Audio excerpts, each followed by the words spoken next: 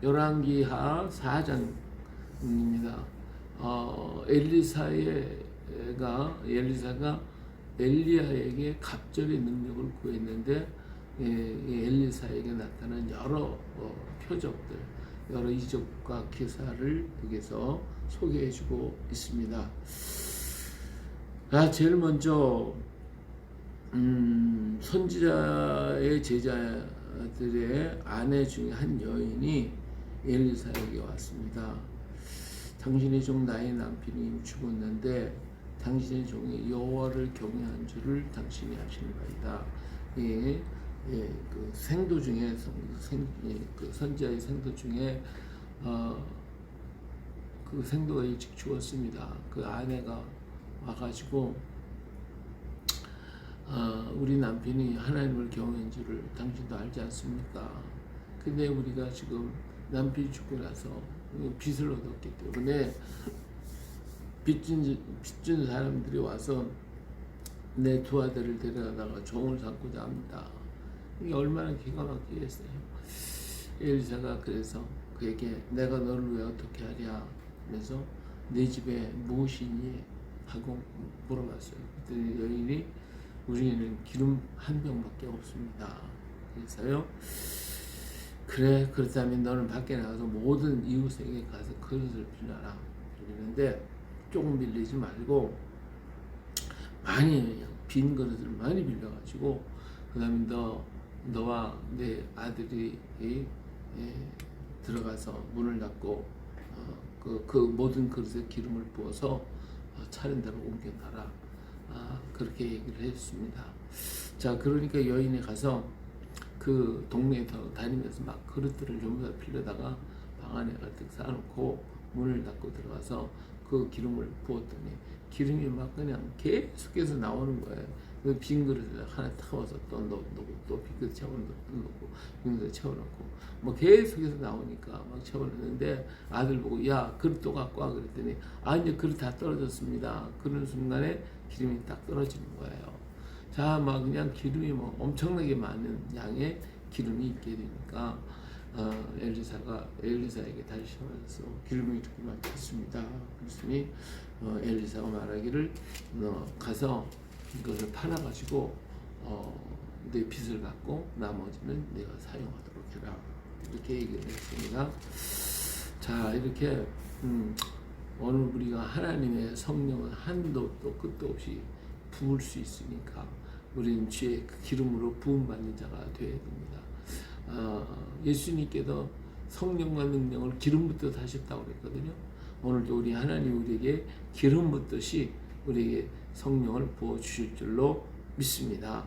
자, 이번에는 수넴 여인이 한 여인이 있는데 거기를 지나갈 때마다 엘리사에게 먹을 수 있는 방을 만들어주고 음식을 대접하고 정말 이렇게 계속 하니까 엘리사가 너무너무 고마운 거예요. 그래서 게하시한테 물어봤어요.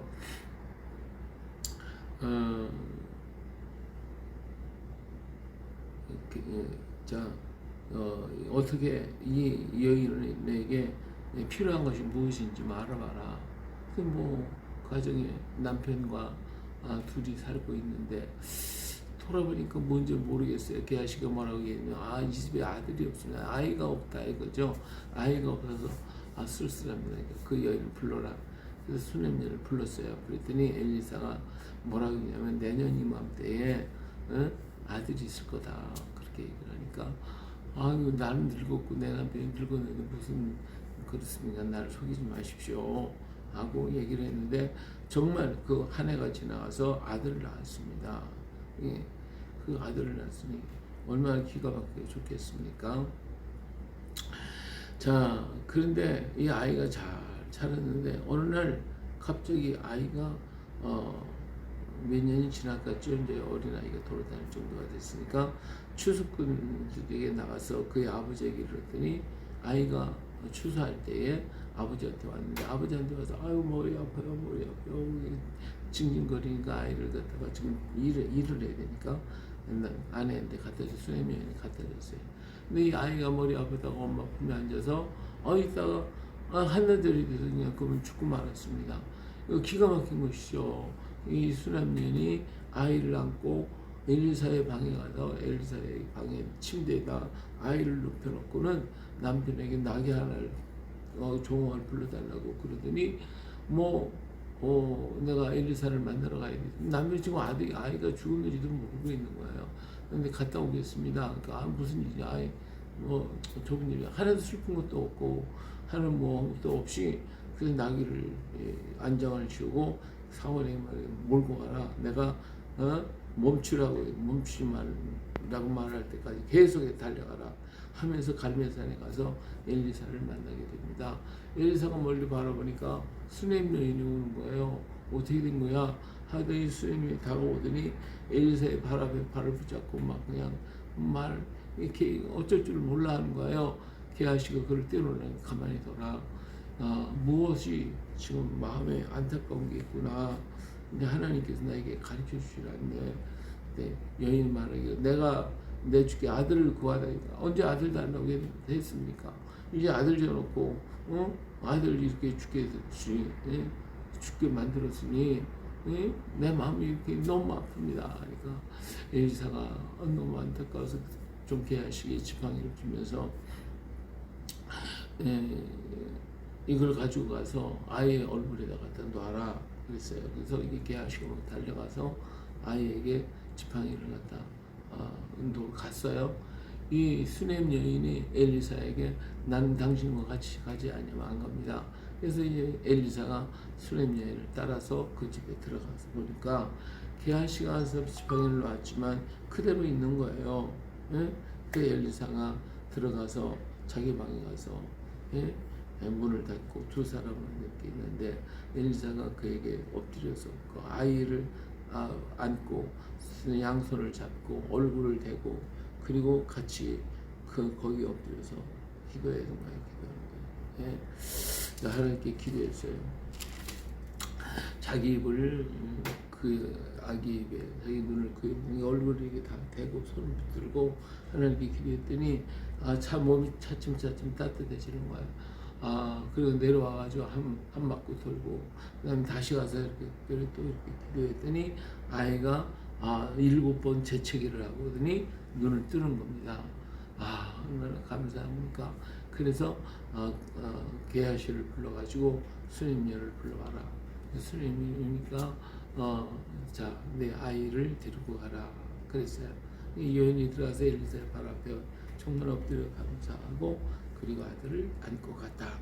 자, 여기에서 정말 놀라운 것은 이 수넴 여인의 신앙입니다. 수넴 여인이 하나님의 종을 갖다가 알고 잘 섬겼고 그렇게 했다가 아들을 주셨잖아요. 아들을 받았잖아요.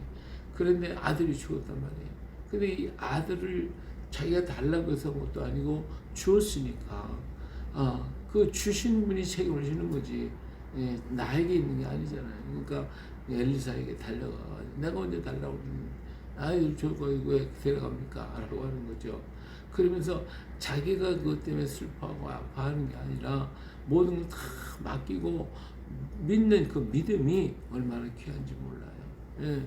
그러니까 아이를 엘리사에게 들어와서 엘리사가 고쳐주고 낫게 아기를 살려줄 것은 당연한 거예요. 자기에게 주었으니까 당연히 알고 그리고 와서 엘리사에게 다 맡겼더니 엘리사가 이제 책임이잖아요. 자기가 준다고 했으니까.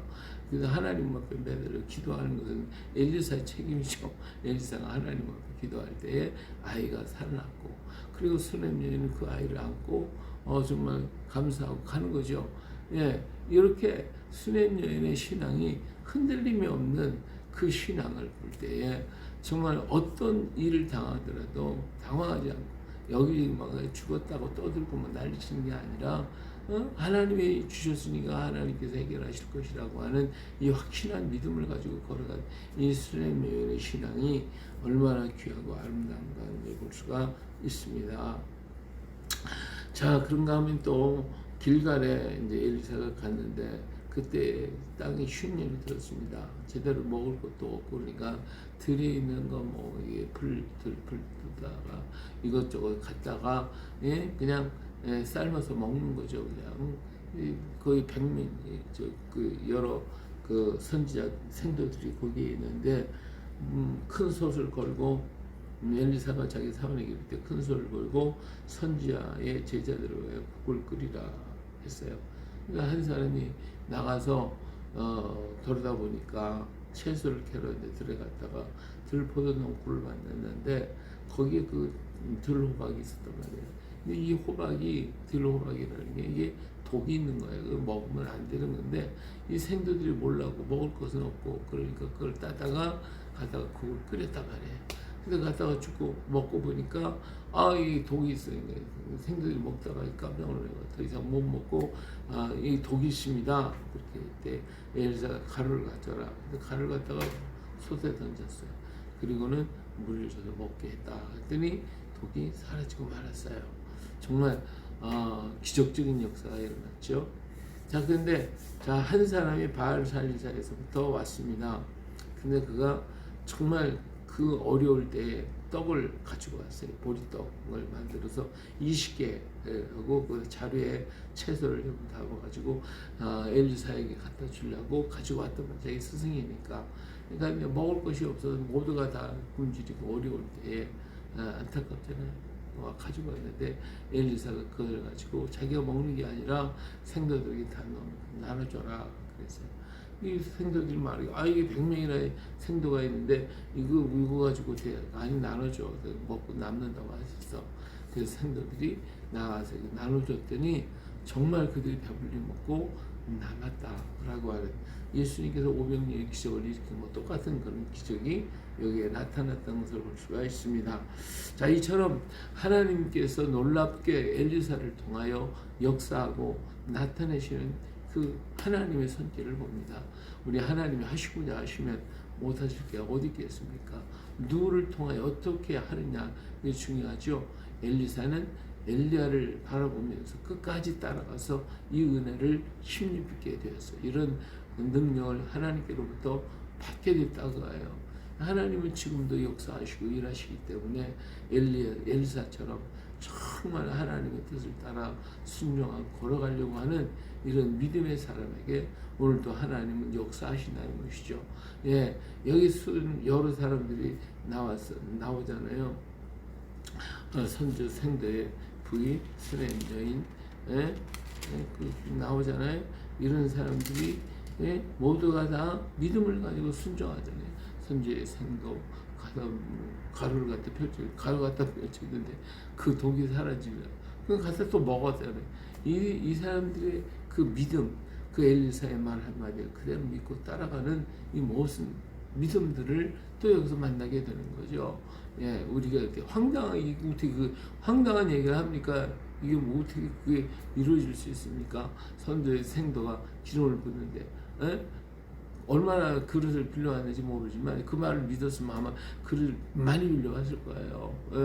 그러니까 또 수넴 여인이 하나님 들어가잖아요 했더니 그 역사가 기적이 일어나고 또 생도들이 또 가루를 가지고 또 가서 먹으라니까 지금까지 못 먹던 것을 가서 먹고 또 떡을 나누니까 그래서 순종하잖아요. 이럴 때는 기적이 일어나더라 그거죠. 여기에 엘리사가 있고 그 엘리사의 말을 믿고 따라가는 일꾼들이 있음을 봅니다. 모두가 다 하나님을 향한 믿음의 고백들이 이런 놀라운 기적을 만들어내더라 하는 것입니다. 오늘도 하나님을 믿고 하나님을 의지하고 하나님의 뜻을 따라 걸어가면서 이런 기적을 만들어내는 우리 모두 되시길 예수님의 이름으로 축복합니다. 할렐루야.